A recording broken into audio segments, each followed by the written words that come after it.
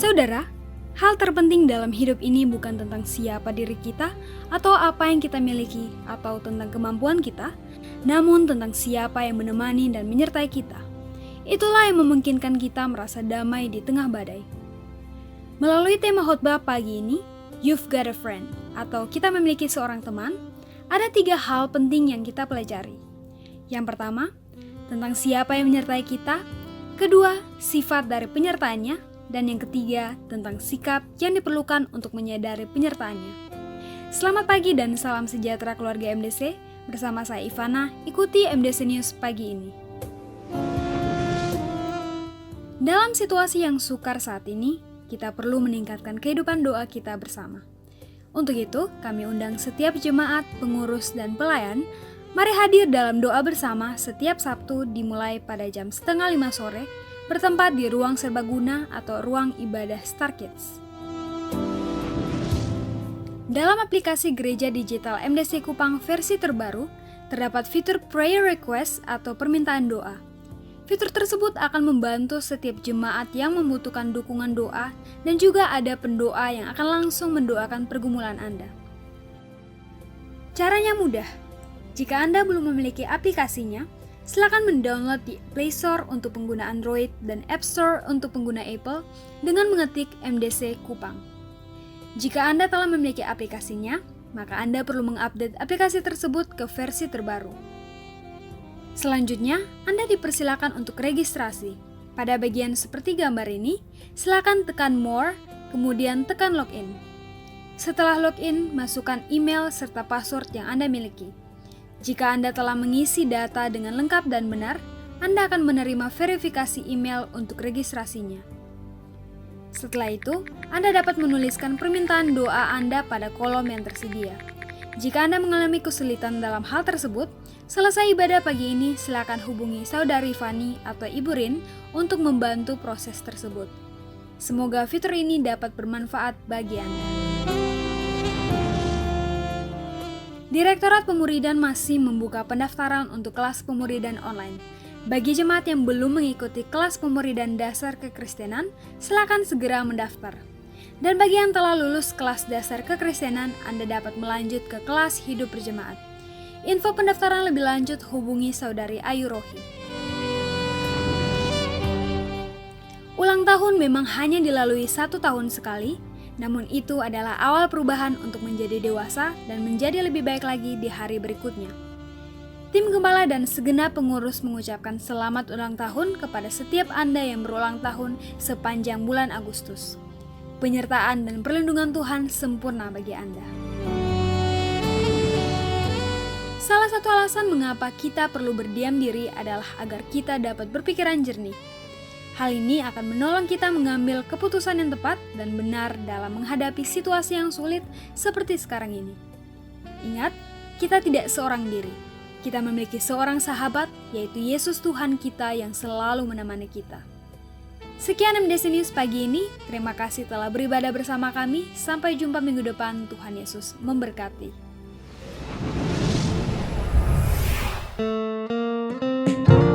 Shalom, selamat pagi buat kita semua. Ada satu kabar baik buat kita. Kita punya Tuhan, kita punya sahabat yang terbaik, Yesus namanya.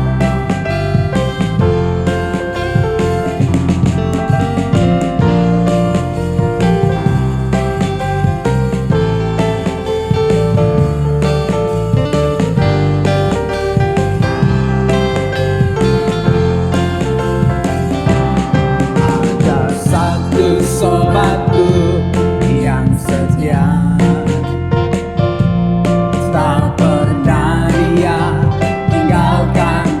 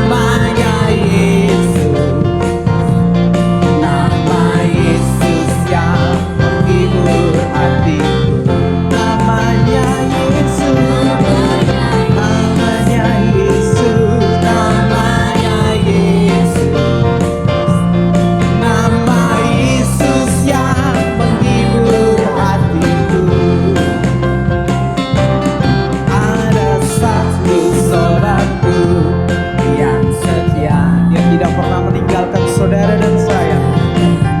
Dia tinggalkan diriku di waktu aku susah, di waktu ku sendirian. Dia selalu menemani diriku. Namanya Yesus, namanya Yesus, namanya Yesus, nama Yesus yang menghibur hatiku. Namanya Yesus, namanya Yesus, namanya Yesus, nama Yesus yang menghibur hatiku. Nama Yesus, namanya Yesus, namanya Yesus, nama Yesus yang menghibur hatiku. Namanya Yesus, namanya Yesus, namanya Yesus, nama Yesus yang menghibur hatiku. Nama Yesus yang menghibur hatiku. Nama Yesus, nama Yesus yang menghibur hatiku. Nama Yesus yang menghibur hatiku.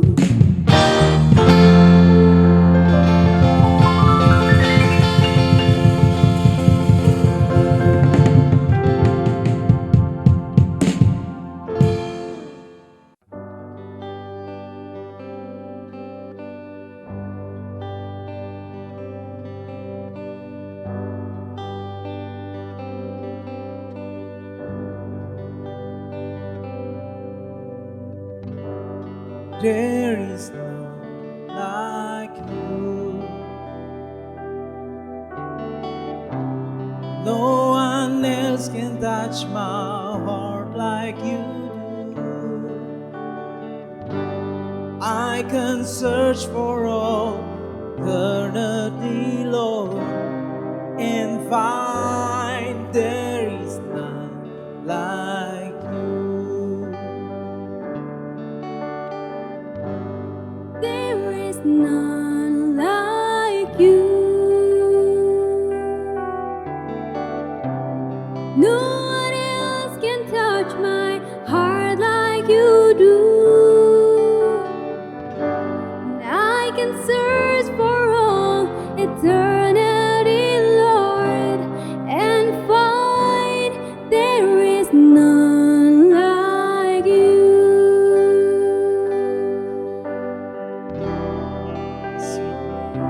Sungguh tiada lain seperti Engkau. Tiada seperti Kau yang telah menjamah segenap hatiku.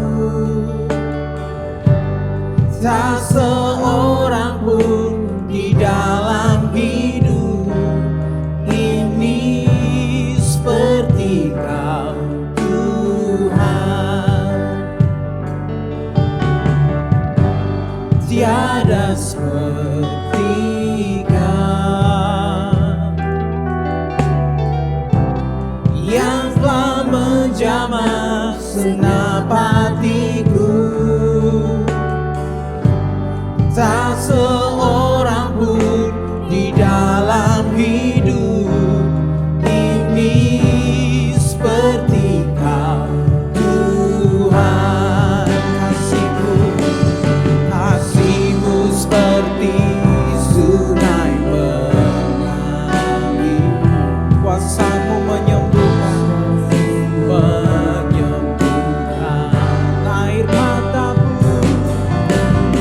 air mataku Engkau hapuskan. Tiada yang seperti Engkau, tiada seperti Kau, tiada seperti Kau yang telah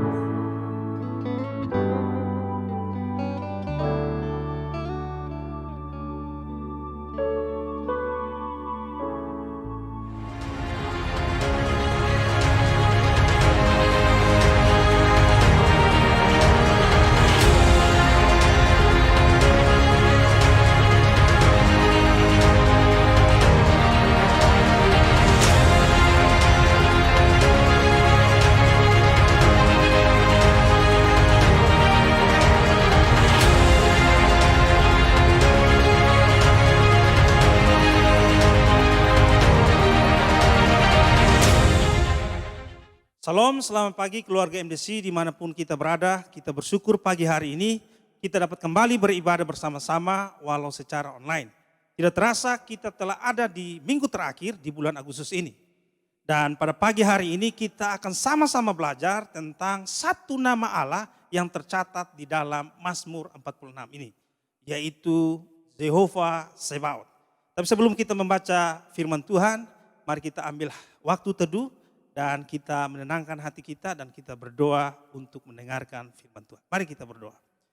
Bapa yang baik, kami mengucap syukur untuk pagi hari ini, berterima kasih untuk kasih setia Tuhan. Tuhan baik bagi kami sehingga kami boleh ada sampai di penghujung minggu ini di bulan Agustus ini ya Tuhan. Kami bersyukur semua itu karena anugerah Tuhan, semua itu karena kebaikan Tuhan.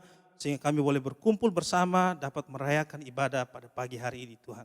Kami bersyukur untuk anugerah Tuhan, untuk berkat yang Tuhan limpahkan bagi setiap kami. Pada pagi ini, kesempatan pagi ini, kami akan belajar tentang firman-Mu yang terambil dari Mazmur 46 ini ya Tuhan. Dan berdoa Tuhan berkenan memberkati, sehingga biarlah firman yang boleh kami dengar ini, Tuhan berikan pengertian bagi setiap kami, sehingga kami dapat melakukannya dalam kehidupan kami ya Tuhan. Kami siap mendengarkan firman-Mu, berbicaralah bagi kami, di dalam nama-Mu kami berdoa dan mengucap syukur. Amin. Baik, firman Tuhan pada pagi hari ini masih terambil dari Mazmur 46, ayatnya yang pertama sampai ayatnya keempat, dan ayat ke-7, 8, dan ayat 11 sampai ayatnya yang ke-12. Mari kita membaca firman Tuhan. Mazmur 46 ayat yang pertama sampai ayat 4, demikian bunyi firman Tuhan. Untuk pemimpin biduan dari Bani Korah dengan lagu alamot nyanyian. Allah itu bagi kita tempat perlindungan dan kekuatan. Sebagai penolong dalam kesesakan sangat terbukti. Sebab itu kita tidak akan takut sekalipun bumi berubah. Sekalipun gunung-gunung goncang di dalam laut. Sekalipun ribut dan berbuih airnya. Sekalipun gunung-gunung goyah oleh geloranya. Selah ayat 7 dan 8. Bangsa-bangsa ribut, kerajaan-kerajaan goncang. Ia memperdengarkan suaranya dan bumi pun hancur. Tuhan semesta alam menyertai kita. Kota benteng kita ialah Allah Yakub. Selah. Ayat 11 dan 12. Diamlah dan ketahuilah bahwa akulah Allah. Aku ditinggikan di antara bangsa-bangsa, ditinggikan di bumi. Tuhan semesta alam menyertai kita. Kota benteng kita ialah Allah Yakub. Selah.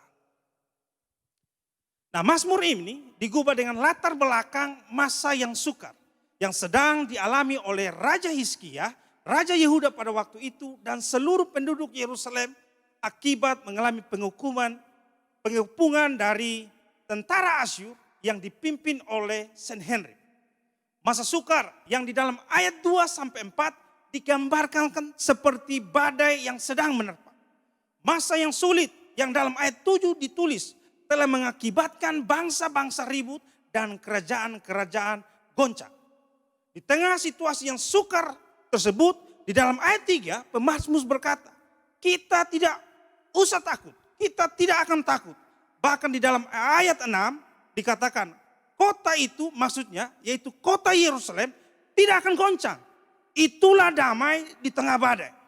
Dengan memperhatikan ayat 11, kita dapat mengambil kesimpulan bahwa agar di tengah masa sukar ini kita dapat hidup tanpa berputus asa dan mampu memandang masa depan dengan penuh pengharapan, maka ada 3 hal yang harus kita ketahui. Ketiga hal tersebut adalah yang pertama, siapa yang menyertai kita. Bukan sekedar siapa diri kita, bukan sekedar apa yang kita punya, bukan sekedar apa yang menjadi kemampuan kita, tetapi lebih dari semua itu, siapa yang menyertai kita. Di dalam ayat 8 pemazmur berkata, Tuhan semesta alam yang menyertai kita. Tuhan semesta alam yang menyertai kita. Kota benteng kita ialah Allah Yakub. Kalimat itu diulang kedua kalinya di ayatnya yang ke-12. Pengulangan ini menunjukkan pentingnya pernyataan tersebut. Yaitu bahwa umat Tuhan perlu mengetahui siapa yang menyertai diri mereka. Yaitu Tuhan semesta alam, atau dalam bahasa Ibrani Jehovah Sebaot, atau dalam bahasa Inggris disebut dengan the Lord of Hosts. Nah, secara harfiah kata Jehovah Sebaot artinya Tuhan bala tentara. Ini adalah sebutan untuk Allah yang berperang bagi umatnya. Dia adalah panglima tentaranya, yaitu para malaikat yang digambarkan seperti bintang-bintang di langit. Jehovah Sebaot juga berarti bahwa dia adalah penguasa dari semua yang ada di alam semesta ini. Dalam bahasa Indonesia kata Jehovah Sebaot ini diterjemahkan sebagai Tuhan semesta alam. Nah, kalau Tuhan yang menguasai seluruh alam semesta ini yang menyertai kita, maka kita tidak perlu merasa takut. Kita tahu bahwa di dalam segala keadaan kita tidak seorang diri. Saudara dan saya tidak sebatang kara, namun memiliki seorang teman yang dapat dipercaya. Saudara memiliki seorang teman.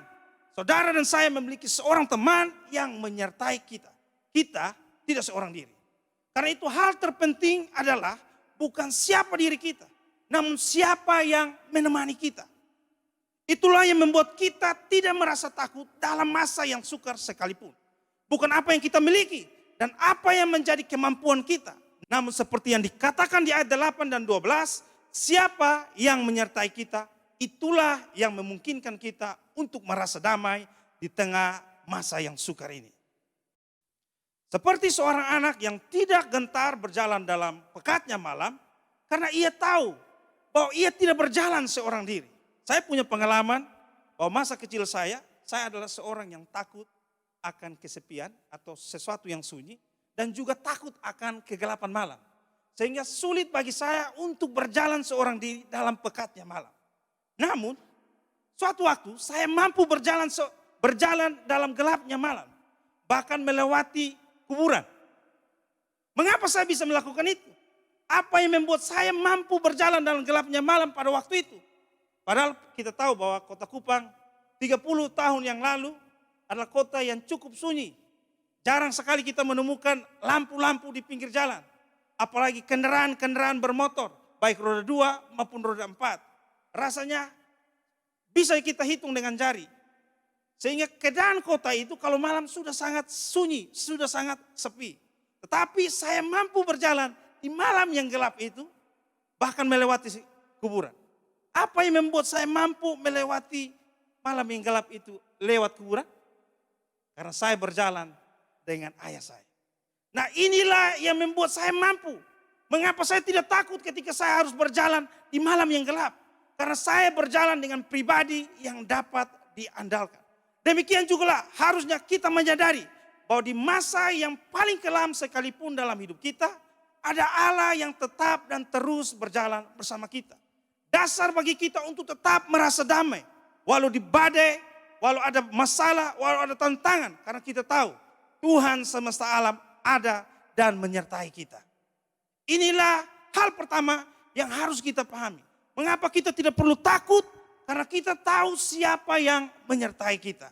Nah, kalau kita lihat Mazmur 46 ini, pemazmur seolah-olah mau mengingatkan kepada bangsa Yehuda pada waktu, Raja Hizkia pada waktu itu, bahwa mereka tidak perlu takut. Mengapa? Karena Tuhan semesta alam yang menyertai mereka. Seolah-olah pemazmur ini mengatakan kepada mereka, lihatlah Tuhan semesta alam ada bersama dengan kalian. Nah, menariknya kata Tuhan semesta alam ini tidak kita temukan dalam 5 kitab Musa. Artinya tidak dituliskan dalam 5 kitab Musa. Justru kata ini muncul pertama kali dalam kitab 1 Samuel ayatnya yang ke-13. Dikatakan bahwa Tuhan semesta alam. Disitulah untuk pertama kalinya kata itu muncul. Sebutan Jehovah Sebaot muncul pertama kali dalam ayat tersebut. Dan ayat ini mengingatkan kita tentang ketika Daud berhadapan dengan Goliat.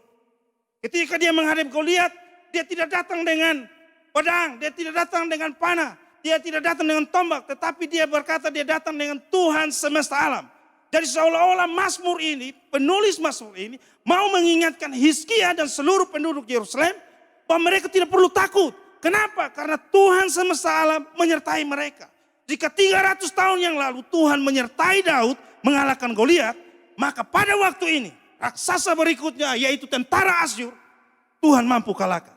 Inilah dasar bagi kita untuk tetap percaya bahwa Tuhan menyertai kita. Allah semesta alam ini menyertai kita. Karena itu apapun masalah kita, apapun persoalan kita, apapun yang sedang kita hadapi hari-hari ini, mungkin hari ini sukar, mungkin hari-hari ini penuh dengan masalah dan tantangan. Pekerjaan mungkin tidak sebaik yang sebelum-sebelumnya. Begitu banyak kesulitan karena wabah COVID ini.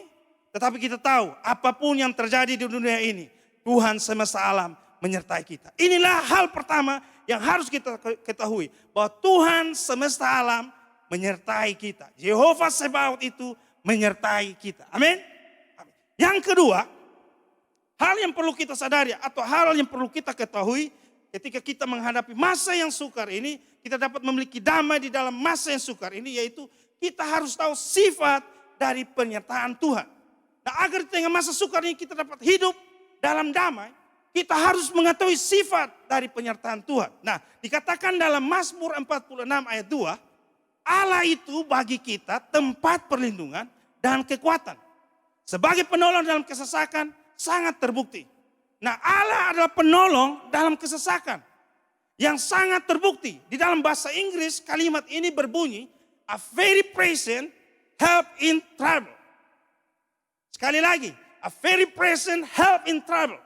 Artinya Allah yang sangat hadir dan selalu hadir di tengah kesesakan yang dialami oleh umat. Ia tidak pernah meninggalkan umatnya. Dan juga ia tidak pernah berdiam diri membiarkan kita menghadapi bahaya seorang diri. Dia adalah pribadi yang selalu hadir dalam segala situasi, dalam segala waktu. Bahkan dalam segala keadaan yang menimpa kita sekalipun. 7 hari dalam seminggu, 24 jam dalam sehari, 60 menit dalam 1 jam, bahkan 60 detik di setiap menit. Allah hadir dan menyertai setiap kita. Amin. Tanpa menunda-nunda, tanpa berayal, ia siap untuk mengulurkan tangan bagi umatnya. Amin. Pada zaman kerajaan, fungsi dari tembok benteng sebuah kerajaan bukan sekedar pemanis atau sebuah gambaran keindahan kemegah dari sebuah kerajaan. Namun fungsi utama sebuah tembok atau benteng pertahanan dari sebuah kerajaan adalah sebagai tempat atau perlindungan bagi seluruh rakyat, seluruh penduduk yang ada di dalam kota benteng tersebut. Inilah alasannya pemazmur mengatakan bahwa Allah kita adalah kota benteng kita. Ini menggarisbawahi bahwa Allah adalah jaminan keamanan kita dan bukan hal-hal yang lainnya. Ini adalah sebuah kiasan bahwa Allah yang memagari kita dari berbagai ancaman dan serangan musuh. Bahkan dari berbagai tantangan masalah yang sedang ingin menyergap kita. Dia memagari kita dan meluputkan kita dari bahaya. Dan ia melepaskan kita dari malapetaka. Amin. Nah, dikatakan dalam ayatnya yang kedua, Allah itu bagi kita tempat perlindungan dan kekuatan. Sebagai penolong dalam kesesakan sangat terbukti. Allah itu bagi kita tempat perlindungan dan kekuatan. Sebagai penolong dalam kesesakan sangat terbukti. Saya ingat sebuah cerita dari seorang dosen saya. Yang menceritakan tentang pengalaman hidupnya ketika dia mengalami sebuah kecelakaan di Amerika. Suatu waktu dia bersama istri dan beberapa rekan sepelayanan sedang berjalan menuju sebuah taman, sebuah negara bagian di Amerika Serikat. Mereka menyusuri padang gurun Death Valley di California, Nevada atau negara bagian di Amerika Serikat. Nah, tempat yang mereka lintasi atau mereka lalui itu sangat sepi, sangat sunyi. Tidak ada rumah-rumah penduduk di sekitar jalan tersebut. Dan bahkan hampir sulit mereka bertemu dengan pengemudi yang lainnya dalam waktu 1 jam. Artinya jalan itu sangat sunyi dan sepi. Singkat cerita, ketika sudah jam 8 malam, dalam sebuah perjalanan, ketika mereka menaiki lalu tiba-tiba jalan menurun. Ketika dia menurun tiba-tiba di depan mereka melintas 5 ekor sapi yang berukuran sangat besar. Karena dalam keadaan kecepatan yang cukup lumayan, karena waktu itu sangat sunyi, sehingga dia tidak mampu lagi untuk mengendalikan mobil mereka. Sehingga singkat cerita, akhirnya mobil yang mereka kendarai menabrak salah seekor dari 5 sapi tersebut. Mobilnya penyok, hancur, mesinnya rusak, lampunya mati, dan tidak bisa lagi hidup. Lalu dia melihat handphonenya tanda signal di handphonenya pun tidak ada lagi. Artinya mereka terputus dari telekomunikasi, dari signal yang ada, sehingga mereka tidak mampu menghubungi siapapun juga. Namun di pojok bagian atas, di tempat di mana biasanya tanda sebagai penanda kekuatan signal itu, ada tulisan SOS. Ketika ia melihat tulisan tersebut, ia berpikir, apakah ini maksudnya mereka mampu untuk menghubungi dari SOS atau panggilan darurat? Maka dengan segera sambil berkata dalam hati, ia berkata, Tuhan Yesus tolong. Lalu dia menekan angka 911. Beberapa detik kemudian, nomor yang ia hubungi itu tersambung. Lalu petugas 911 berbicara. Lalu ia singkat cerita melaporkan kondisi mereka bahwa ia mengalami kecelakaan dan mereka ada di titik ini, mengirimkan tanda koordinatnya. Lalu sang petugas itu memberi pesan kepada dosen saya, tunggu 2 jam lagi, nanti ada petugas yang akan menolong mereka. Singkat cerita, 2 jam kemudian benar bahwa petugas atau polisi dari Nevada, negara bagian Nevada, datang menolong mereka. 2 jam kemudian mereka ditolong oleh polisi, persis seperti apa yang dikatakan oleh petugas 911. Nah, apabila nomor 911, nomor panggilan darurat di Amerika Serikat dapat diandalkan di setiap saat, bahkan di tempat yang terpencil sekalipun, terlebih lagi Tuhan kita, amin. Dia adalah pribadi yang selalu siap hadir, kapanpun, dimanapun, dan dalam situasi apapun juga. Karena ia adalah pribadi yang mampu hadir di dalam segala situasi. Penolong yang pasti hadir di saat umatnya menghadapi persoalan. Oleh sebab itu, di dalam masa yang sukar ini, apapun masalah kita, seberat apapun persoalan yang kita hadapi, masalah-masalah yang bertubi-tubi menghimpit kita, ingatlah bahwa Tuhan kita adalah Tuhan yang mampu hadir dalam segala situasi. Amin. Sehingga dikatakan bahwa Allah itu bagi kita tempat perlindungan dan kekuatan. Sebagai penolong dalam kesesakan sangat terbukti. Amin. Pelajaran ketiga yang dapat kita petik dari apa yang telah kita baca pada pagi hari ini, yaitu sikap yang diperlukan untuk menyadari penyertaan Tuhan. Nah, agar kita dapat mengalami damai di tengah badai, kita harus mengetahui sikap yang diperlukan untuk menyadari bahwa Tuhan ada dalam hidup kita. Sikap tersebut adalah diam. Diam bukan hanya secara jasmania, namun juga secara batinia. Hal ini yang disampaikan Allah sendiri di dalam ayatnya yang ke-11. Diamlah dan ketahuilah bahwa akulah Allah. Aku ditinggikan di antara bangsa-bangsa, ditinggikan di bumi. Nah, salah satu makna dari kata diam atau be still dalam bahasa Inggris atau rapa dalam bahasa Ibrani adalah to be quiet atau berdiam diri. Berdiam diri yaitu tidak berbicara. Bukan hanya tidak berbicara secara harfiah, yaitu tidak membuka suara kita. Namun juga tidak berbicara secara mental, yaitu tidak sibuk berbicara dalam pikiran-pikiran kita sendiri. Nah, kita perlu belajar untuk berdiam diri di hadapan Tuhan. Hal ini merupakan suatu disiplin yang perlu kita tingkatkan dan kembangkan di dalam hidup kita. Nah, Alkitab penuh dengan ajakan, nasihat-nasihat, perintah-perintah untuk kita belajar mendiamkan diri. Bersikap teduh, bersikap tenang di dalam hadirat Tuhan. Di antaranya yaitu dalam Yesaya 30 ayat 15, Keluaran 14 ayat 14, Mazmur 37 ayat 7, dan Mazmur 131 ayatnya yang kedua. Diam di dalam hadirat Tuhan, tenang di dalam hadirat Tuhan. Nah, mengapa Tuhan meminta kita untuk diam, untuk berdiam diri? Alasan yang pertama, kita diam karena dalam ayat 11 itu mengingatkan kita bahwa kita memiliki seorang penolong yang dapat diandalkan. Kita diajak untuk kembali menenangkan diri kita. Kita diajakkan untuk kembali menedukkan pikiran kita. Ancaman-ancaman, masalah-masalah yang terjadi, kita hanya perlu berdiam. Kenapa? Karena kita memiliki seorang penolong yang dapat diandalkan. Inilah alasan pertama untuk kita mengapa harus berdiam diri. Allah memanggil kita untuk diam. Menedukkan hati. Menundukkan pikiran kita. Karena kita harus sadar bahwa Tuhan ada dan menyertai kita. Alasan yang kedua, mengapa kita perlu berdiam diri? Karena dengan berdiam diri, kita dapat berpikir lebih jernih. Nah, sehingga kita mampu membuat keputusan-keputusan yang lebih bijaksana. Keputusan-keputusan yang tepat. Keputusan-keputusan yang benar. Seringkali orang tidak mampu membuat keputusan-keputusan yang tepat. Bahkan keputusan-keputusan mendatang bahaya, malah petaka bagi diri sendiri. Itu karena dia tidak mampu diam dan tenang. Diam dan tenang memungkinkan kita memiliki pikiran yang lebih jernih. Sehingga kita mampu membuat keputusan-keputusan yang bijaksana. Sehingga ada kata-kata yang bilang, kalau kita sedang dalam keadaan marah, kita dalam keadaan emosi, kita dalam keadaan yang panik, sebaiknya kita tidak perlu membuat keputusan. Kenapa? Karena diam memberikan kita pikiran yang jernih. Alasan yang ketiga, mengapa kita perlu berdiam diri? Mengapa Allah meminta kita untuk diam? Karena dengan berdiam, Tuhan sedang memberikan pesan kepada kita. Tuhan sedang mau mengajarkan kepada kita. Tuhan sedang memberi pesan kepada kita bahwa menepilah.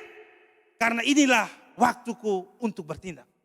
Menepilah karena inilah saatnya bagiku untuk bertindak. Bukankah di minggu yang lalu kita telah diingatkan tentang sebuah puisi.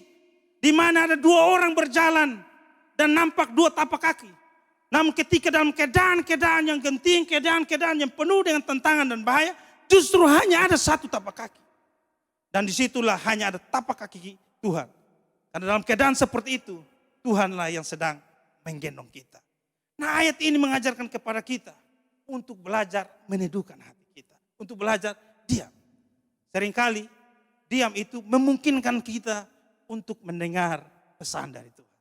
Nah, bukankah dalam kisah bahwa kedua murid Yesus yang sedang berjalan menuju Emmaus, mengapa mereka tidak menyadari kehadiran Allah dalam hidup mereka? Mengapa mereka tidak menyadari kehadiran Tuhan dalam hidup mereka? Karena mereka asik berbicara.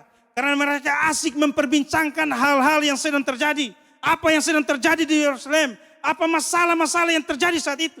Sehingga ketika Kristus ada dan bersama-sama mereka menuju Emmaus, mereka tidak mampu menyadari kehadiran Allah ada bersama dengan mereka. Kadang-kadang dalam situasi tertentu, dalam masalah-masalah seperti saat ini, kita perlu berdiam diri. Dengan berdiam diri, maka kita dapat mendengar suara Tuhan.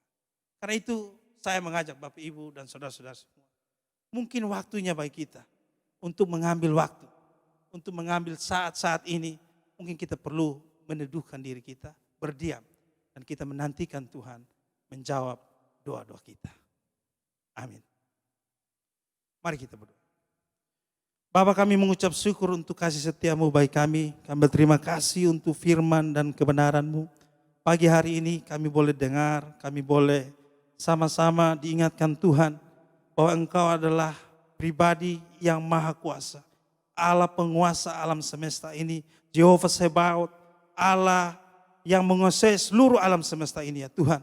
Karena itu dalam situasi-situasi seperti saat ini, dalam masa-masa yang sukar, kami boleh tetap merasa damai. Karena kami sadar Engkau menyertai kami ya Tuhan. Engkau menyertai umat-Mu. Karena itu biarlah Tuhan, kesadaran ini Tuhan terus tanamkan dalam hati kami, pikiran kami. Bahwa ada tangan-Mu yang perkasa itu yang senantiasa menyertai kami ya Tuhan. Tuhan tolong setiap kami ya Tuhan umat-Mu. Biarlah setiap kami boleh meneduhkan diri kami.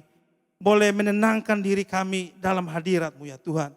Mungkin inilah waktunya bagi kami. Waktu yang tepat untuk kami meneduhkan diri kami dalam hadirat-Mu ya Tuhan. Sehingga kami boleh mendengarkan suara-Mu.